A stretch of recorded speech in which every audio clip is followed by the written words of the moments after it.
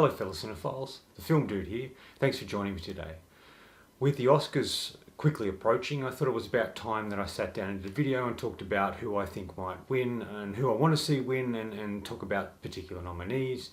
And as usual, I'll be covering the main awards, not all of them, but the main categories, and talk about the films that I really enjoyed this year, the acting and performance and directing and all that sort of stuff. This is my Oscar predictions, adapted screenplay.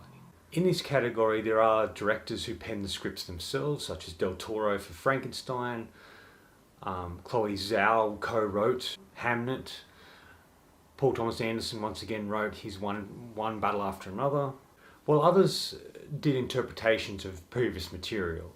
Even though I'd like to see Del Toro win for writing, I really think it's going to fall either to Hamnet for Chloe Zhao and the writer of the book, Maggie O'Farrell, or Paul Thomas Anderson, One Battle After Another. Personally, I want to see Paul Thomas Anderson win. I think this could be his year to win. Original screenplay.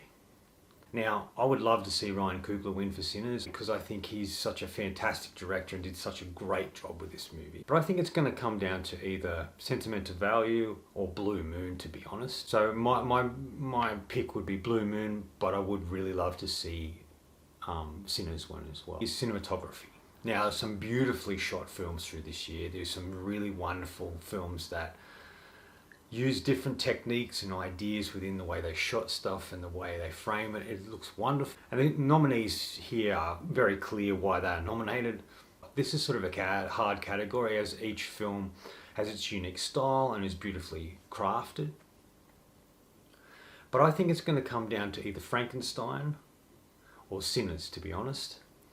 They're both interesting films, both period pieces, and they're just really beautiful. I think Frankenstein's going to win just because it is so wonderfully done. But I really want to see Sinners win. I really want to see that film win for cinematography because it's just beautifully done as well. Supporting actresses. There's a number of really great actresses here. For me, I want to see Amy Madigan win for Weapons. It's Amy Madigan's performance in it that could be up there with the horror greats in a number of ways. And I think she is just wonderful and I really want to see her win. Actor in a supporting role. Now, there's some great actors here that I really love and some first-time nominees as well.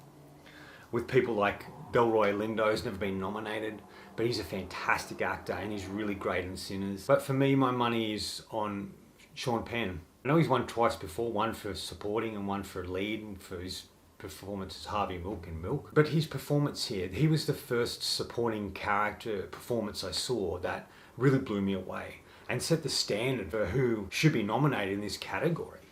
And Jacob is definitely in part of that, and Delroy Lindo. Great performances that are given by all of it, but for me, I'm going with Sean Penn for One Battle After Another. Actress in a leading role. Of course, Jessie Buckley for Hamnet. She's the front runner, I think, in a lot of ways to win. The odd choice, not saying she's bad in the film, and she's definitely part of the movie, is Emma Stone for Begonia. I thought she was wonderful in the movie and really great. But that's not really, they've put her in lead, but that's not really her film. It's Jesse Plemons' film. He's the one who really is the driving force for that film. Yes, she's part of it and she is a main character, but it's his journey and his story. Her story comes in it a bit later in the film. And the fact that she's nominated and Jesse Plemons isn't for his performance in Begonia is astonishing. He should be nominated. It to me is one of his best performances. The best performance he's given so far. He's given great performances throughout his career, but there was something really special and unique about this film, this character, and the performance that he gives in the movie that he really should have been nominated. Anyway, I'm going to go for my soapbox with regard to that. For me, I think who's going to be the surprise winner for this category, who's sort of going to come out of nowhere, who's slowly winning awards and for a much smaller film, is Rose Byrne. I think she could win it. I really do. I haven't. And this is not based on seeing her performance in this film. This is based upon she's been a great actress for a long time. And this is the first really decent, meaty role I think she's had, where she's the main character, the center in the film. And she's really playing a character that's not very likable, but she does it in such a wonderful way that I think it makes her interesting to watch. The film I'm obviously talking about is If I Had Legs, I'd Kick You. Now this is one of those independent movies that come out. Usually there's one of these every year, where they don't so much talk about the movie, whether it might be a solid or really wonderful film. It's always about one particular performance.